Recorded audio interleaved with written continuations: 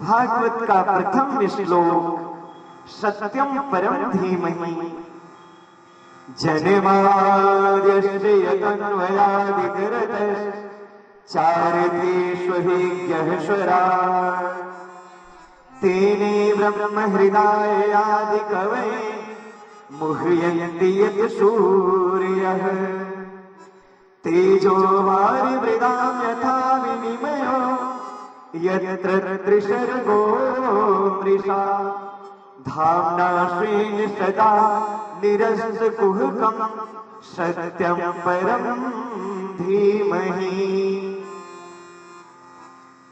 श्रीमद् भागवत का जो प्रथम श्लोक है वो जन्माद्यस्य से शुरू होता है, ज अक्षर से। ब्रह्म सूत्र ही श्रीमद् भागवत है। वेदांत का पहला सूत्र है ब्रह्म सूत्र का, अथातो ब्रह्म जिज्ञासा, यानी ब्रह्म को जानने की जिज्ञासा ही श्रीमद् भागवत महापुराण है। यहाँ कथा कौन सुन सकता है? बोले जो जिज्ञासु बन के बैठा है। कथा के श्रोता जो प्रधान है उनका क्या नाम है? परीक्षित जी महाराज। आज हम लोग उनकी कथा सुनेंगे। और जो कथा के मुख्य वक्ता हैं उनका क्या नाम है? क्या नाम है? सुखदेव जी महाराज।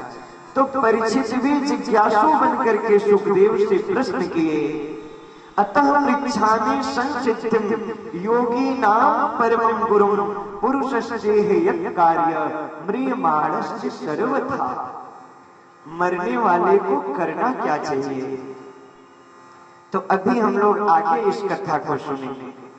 अभी मैं आपसे सिर्फ ये बताना चाहता हूँ, जो जिज्ञासु है वही भागवत का अधिकारी है। भागवत में ध्यान किसका है? कृष्ण का ध्यान नहीं है, राम का भी ध्यान नहीं है, शिव का भी ध्यान नहीं है। क्यों? क्योंकि व्यास जी जानते थे अगर राम का ध्यान कर दो तो कृष्ण के भक्त सोचेंगे ये तो राम भक्तों के लिए,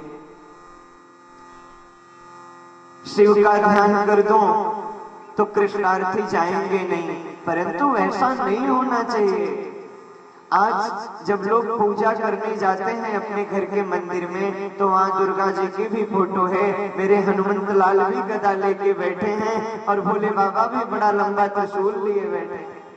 लोगों के मन में शंका आती है, किसको छोड़ो किसको पकड़ो, किसकी पूजा मैं पहले करूं? तो आपसे मैं निवेदन करूं, भगवान अनेक नहीं होते हैं। वही राम है, वही शिव है, वही हनुमान है। आप कहोगे कैसे महाराज, ऐसे थोड़ी मान लेंगे। चलो मैं आपको उदाहरण देके समझाता हूं। एक कोई स्त्री, कोई नारी, वो किसी की पत्नी है, किसी की माँ है, किसी की बहन है, किसी की भाभी है, किसी की चाची है, बुआ है, मौसी है, दादी है, इत्यादि। अब क्या वो स्त्री अनेक हो गई? अनेक तो नहीं है ना। वास्तव में वो स्त्री एक है परंतु उसके संबंध अनेक हो गए। ठीक उसी तरह परमात्मा वास्तव में एक है परंतु जो भक्त जिस संबंध से पुकारता है, कभी प्रहलाद ने पुकारा तो वो खंभे से नरसिंह बन करके आ गया, और कभी गोपियों ने पुकारा तो माखन चुराने कृष्ण बन करके आ गए, कभी वन में बैठी वो सबरी पुकारी तो बनवासी राम बन करके आ गए। वास्तव में भक्त तो निर्गुण निराकार ब्रह्मोपासक है भगवान, परंतु वो सगुण कैसे होते हैं? पानी का कोई आकार होता है क्या? पानी निराकार है, उसका कोई आकार नहीं, परंतु पानी को गिलास में रख दो, फ्रीजर में रख दो, वो बर्फ के आकार में गिलास के आकार का बन जाएगा। कटोरी में रख दो, कटोरी के आकार का बन जाएगा। ठीक उसी तरह भगवान निराकार है। भक्त के भावनाओं के कारण वो परमात्मा साकार बन के आते हैं। तो सत्य का ध्यान करके व्यास जी इस ग्रंथ को शुरू करते हैं। भागवत में सत्य का ध्यान है। पहला श्लोक हमें ये सिखाता है, जीवन में ज्यादा से ज्यादा क्या बोलना पड़ेगा? सत्य बोलना पड़ेगा। साच बराबर तप नहीं, झूठ बराबर पाप। जाके हृदय साच है, ताके हृदय प्रभु आप। जीवन में ज्यादा से ज्यादा सत्य बोलो। परंतु आज सत्य कितने लोग बोलते हैं? दिन में 50 बार झूठ बोलेंगे, कोई बात नहीं। अगर एक बार सत्य निकल गया ना तो कहेंगे सत्यवादी हरिश्चंद्र के बाद मेरा नंबर है। अब बताओ, आज का व्यक्ति झूठ बोलता है, सबसे ज्यादा मोबाइल पे बोलता है। बैठेगा बगीचे में, पत्नी का फोन आया, कहेगा आई एम बिजी, मैं ऑफिस में बिजी हूं। और जब आप झूठ बोलते हो तो झूठ को छिपाना पड़ता है, छिपाना पड़ता है ना। उस झूठ को छिपाने के लिए एक झूठ फिर बोलना पड़ेगा, उस झूठ को छिपाने के लिए एक झूठ फिर बोलना पड़ेगा। इसलिए प्यारे, जब बार बार झूठ बोलना पड़ेगा तो एक बार सत्य बोलने में जाता ही क्या है। सबसे बड़ा व्रत है सत्य बोलना। प्रयास तो करो कि हम ज्यादा से ज्यादा सत्य बोलें। जितना प्रयास कर सकते हो उतना प्रयास करने में क्या जाता है, क्योंकि सत्य के समान कोई धर्म नहीं है। धर्म न दूसर सत्य समाना, आगम निगम पुराण बखाना। नहीं असत्य सम पातक पुंजा। असत्य के समान कोई पाप नहीं है।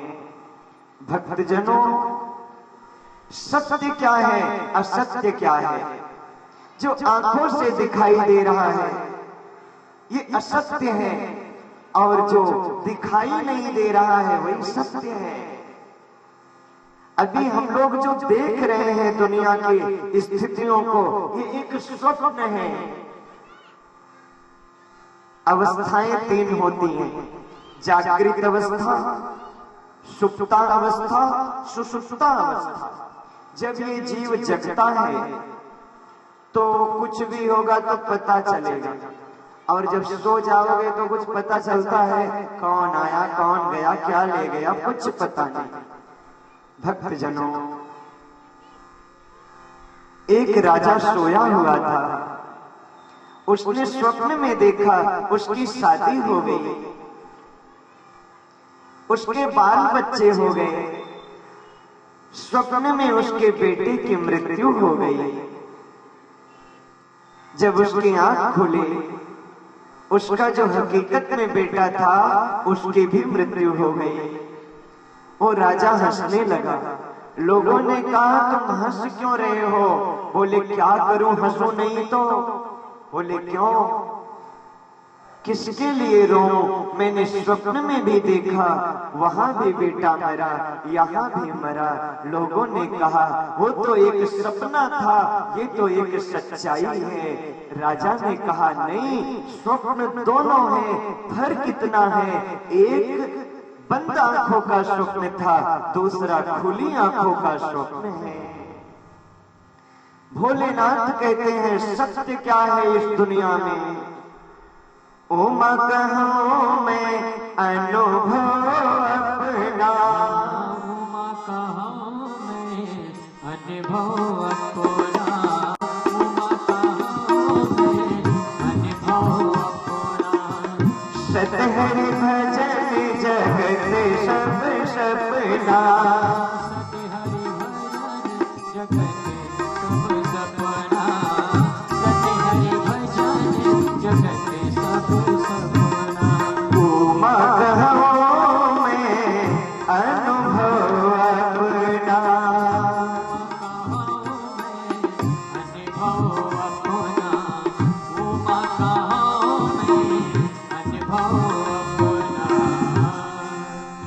भोलेनाथ कहते हैं, ये मेरा अनुभव है, दुनिया में अगर कुछ सत्य है तो भगवान का भजन है, भगवान की पूजा है, और कुछ दुनिया में सत्य नहीं है। भागवत के दूसरे श्लोक में परम धर्म का वर्णन किया गया है। परम धर्म क्या है? धर्मः प्रोचित कैतवोत्र परमो निर्मत्सराणाम शताम वेद्यम वास्तवमत्र वस्तु शिवदम तापत्रयो न मूलनम। सबसे बड़ा परम धर्म क्या है? जब ये जीव प्रभु को याद करता है, ये परम धर्म है। भक्तजनों, भागवत प्रकट कहां से हुआ?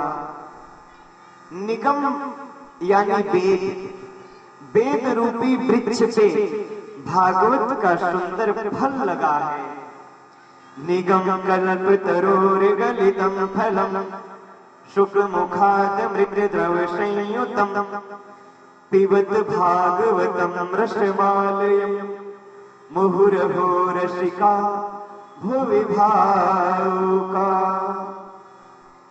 वेद रूपी वृक्ष पे भागवत रूपी फल लगा है, और किसी फल में अगर तोता मुंह लगा दे तो मीठा हो जाता है, होता है कि नहीं? हाँ कि ना?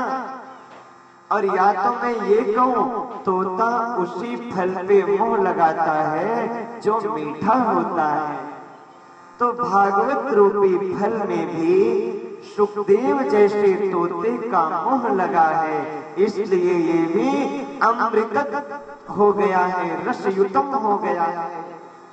यहाँ रस मिलेगा किसको? बोले जो रसिक हैं, जो भावुक हैं, उन्हें यहाँ सच्चा रस मिलेगा। हे भक्तजनों, पुनः श्रीमद् भागवत महापुराण में सुखदेव जी के जन्म कर्म की चर्चा आती है। सुखदेव जी के जन्म की कथा भोलेनाथ की लीला से शुरू होती है। भोले बाबा कैलाश में निवास लिए हैं। आइए कैलाश के वासी, घटघट वासी, अविनाशी उन भोले शंकर को हम प्रणाम करेंगे। क्यों? क्योंकि बिना भोलेनाथ के कृपा करने वाला कोई है नहीं। भोलेनाथ की तरह उदार कौन होगा? ऐसो उदार कौन जग माही। भोलेनाथ इतने उदार कि वो सब कुछ दे देते हैं। भोलेनाथ इतने बड़े दानी, उनका चेला सोने की लंका में रहता है और स्वयं श्मशान पे रहते हैं। इसीलिए तो नाम ही पड़ गया इनका भोले शंकर। भक्तजनों, शिवरात्रि का दिन था। शिवरात्रि आने वाली परसों है। शिवरात्रि के दिन मंदिर में एक चोर गया। चोर गया था तो भगवान का दर्शन करने, परंतु जो स्वभाव होगा वो तो प्रकट ही हो जाएगा। सुना है महफिल में बड़ी रफ्ता भरी होगी, पर निकलेगा वही जो दिल में भरा होगा। चोर की नजर मंदिर पे लगे घंटे पे पहुंचा। चोर ने मन में विचार किया, अगर ये घंटा मुझे मिल जाए तो बहुत दिनों तक चोरी नहीं करनी पड़ेगी। रात्रि के समय वो गया और घंटा खोलने का प्रयास किया, परंतु घंटा तक वो पहुंचा नहीं, क्योंकि उसकी हाइट छोटी थी। अब क्या करे? तो शिवलिंग के ऊपर चढ़ गया और जैसे शिवलिंग के ऊपर चढ़ के वो घंटा खोलने लगा। ध्यान रखना प्यारे, शिवलिंग में से मेरे भोले बाबा प्रकट हो गए, भूत भावन प्रकट हो गए। भोलेनाथ ने कहा, वाह, आज तक लोगों ने मुझे भांग चढ़ाया, धतूर चढ़ाया, मदार का फूल चढ़ाया, बेल की पत्ती चढ़ाई, परंतु तू मेरा ऐसा भक्त है जो मेरे ऊपर पूरा अपना शरीर चढ़ा दिया। भक्त ने कहा बाबा मैं चोर हूँ। बाबा ने कहा बिल्कुल तू चोर है। क्यों? क्योंकि तूने मेरे चित्त की चोरी कर ली। बता तुझे क्या चाहिए? भक्तजनों, ऐसे दयालु मेरे भोलेनाथ, आइए हम सभी लोग उन कैलाशवासी निवासी भोलेनाथ का ध्यान करें। ओम नमः पार्वती पते हर हर महादेव। कैलाश के निवासी नमो बार बार हूँ, नमो बार बार हूँ। आयो शरण तिहारी भोले तार तार को। कैलाश के निवासी नमो बार बार हूँ, नमो बार बार हूँ। आयो शरण तिहारी भोले तार तार को। कैलाश के निवासी नमो बार बार हूँ, नमो बार बार हूँ। आयो शरण तिहारी भोले तार तार को। आयो शरण तिहारी भोले तार तार को। जय हो, बोलो भोले बाबा की। सभी लोग आनंद के साथ हरि बोल।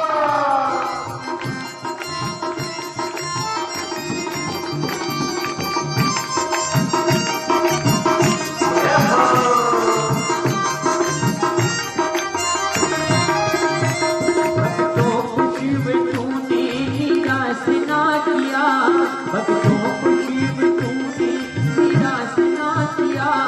माता जिसे जो चाहा वरदान दे दिया। भक्तों को शिव तूने निराश ना किया।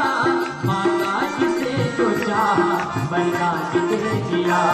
वरदान तेरा दायरा, वरदान तेरा दायरा बड़ा सार तू, बड़ा